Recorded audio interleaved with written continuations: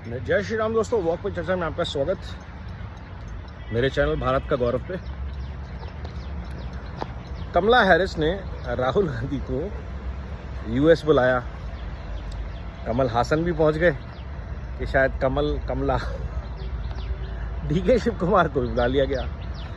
और फिर ये कहते हैं कि आप गलत तरीके से बातों को देख रहे हैं, जोड़ रहे हैं। डीप स्टेट ने भारत के अपने लाल जिहाद के लोगों को, नेटवर्क को यूएस बुलाया है सर्विसेज के लिए, ताकि वो इंडियन डायस्पोरा को भड़का सकें, अगेंस्ट कर सकें ट्रंप के।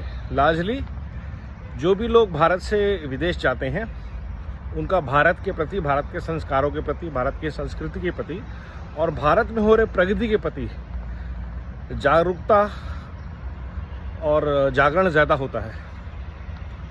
तो बाय डिफ़ॉल्ट वो लोग राइट विंग या बीजेपी के सपोर्टर्स होते हैं। They are the right people. Society की क्रीम जाती है, अच्छे पढ़े लिखे प्रबुद्ध लोग जाते हैं। उनको तोड़ने के लिए कमला हैरिस ने भारत से उन लोगों को बुलाया जिन्होंने धर्म, जाति, क्षेत्र की राजनीति कर करके, वोट बैंक की राजनीति कर करके लोगों को बांटा। Because she needs all that force, all that aspect of the लाल जिहाद network to work for her in US. और ये पहला विजिट या आखिरी विजिट नहीं होने वाला।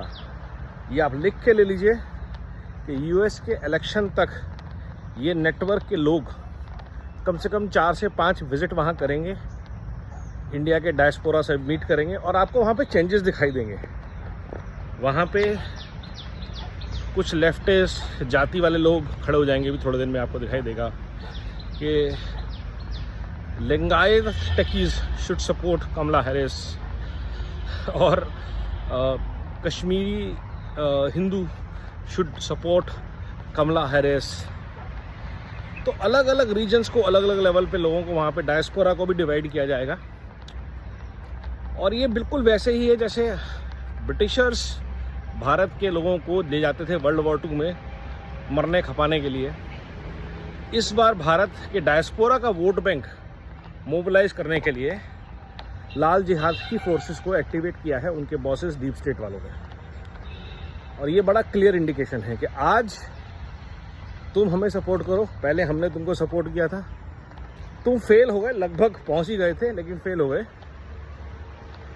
तो अब तुम सारे यहाँ आओ, हमारे लिए काम करो, हम तुम्हें और पैसा देंगे और तुम फिर वहाँ जाके कोशिश करना कि तुम और अच्छी अराजकता फैलाओ, ताकि आने वाले स्टेट के इलेक्शंस में, नेशनल इलेक्शंस में आप गवर्नमेंट को चैलेंज करते रहो, भारत सरकार को।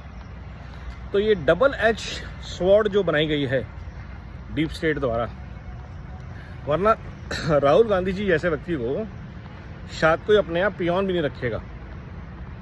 उनको लीडर ऑफ अपोजिशन, किस लीडर ऑफ अपोजिशन को आज तक बुलाया था यूएस की वाइस प्रेसिडेंट ने? तो दिख सबको रहा है, समझ सबको आ रहा है। और डीके शिव कुमार का क्या रोल है सबको पता ही है। He is a fund manager. Payment लेने गए हैं, रिपोर्ट सबमिट करने गए हैं। तो कुछ लोग गए हैं वहाँ रिपोर्ट सबमिट करने के लिए, कुछ गए हैं पेमेंट को मोबिलाइज करने के लिए। और इसका एक्शन आपको ज़्यादा नहीं, अगले 15-20 दिन में इंडिया में मिलेगा। हरियाणा के इलेक्शंस हैं, बाकी सब के इलेक्शंस हैं, उसमें दिखेगा आपको कि कौन कौन कहाँ से एक्टिवेट हो रहा है।